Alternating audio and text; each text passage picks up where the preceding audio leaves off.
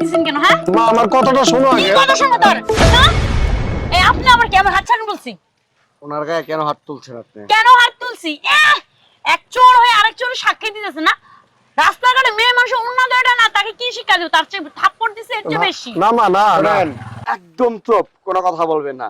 যার মুখে নবীজির সুন্নত আছে, মাথায় টুপি আছে, যে কিনা 5 ওয়াক্ত নামাজ পড়ে, সে যাই হোক অন্যায় কোনো কিছু করতে পারে না, তাকে দ্বারা কখনো সম্ভব না।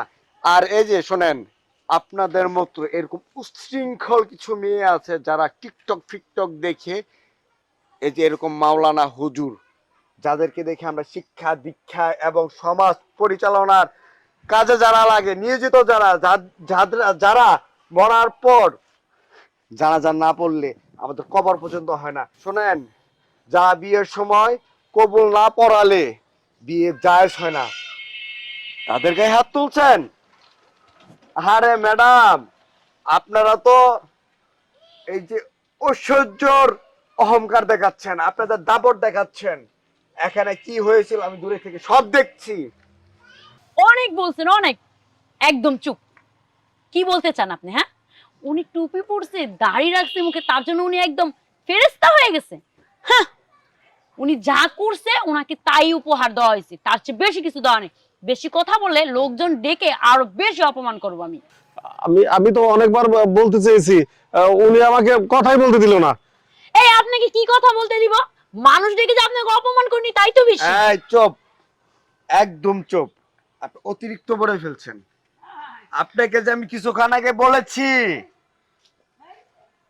যাদের মুখে দাড়ি এবং টুপি আছে মাথায়, তাদেরকে অপমান এবং তাদের দিকে আঙ্গুল তুললে কাউকে রক্ষা করব না। কাউকে রক্ষা করবো না, আর আমার ওন্না ধরে, আমার গায়ের ওন্না ধরে যে টেনে নিয়ে যাবে তাকে কি আমি ছেড়ে দিব?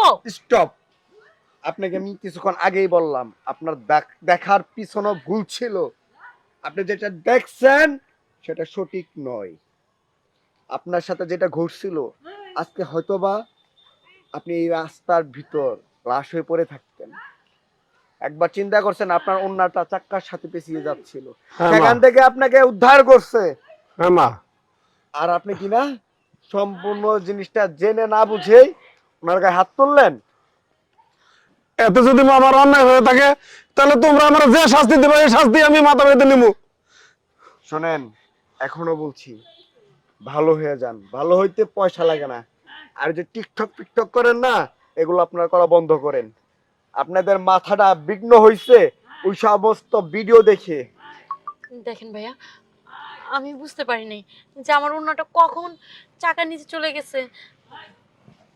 সরি, ঠিক আছে মা, ঠিক আছে, ক্ষমা করে দেন। ঠিক আছে মা।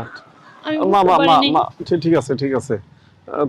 তোমরা তো আমার মেয়ের মতো, আমি কিছু মনে করিনি মা।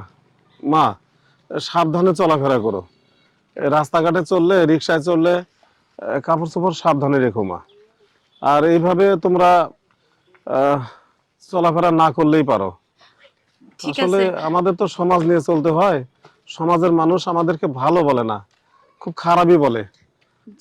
তোমরা ভালো থেকো মা।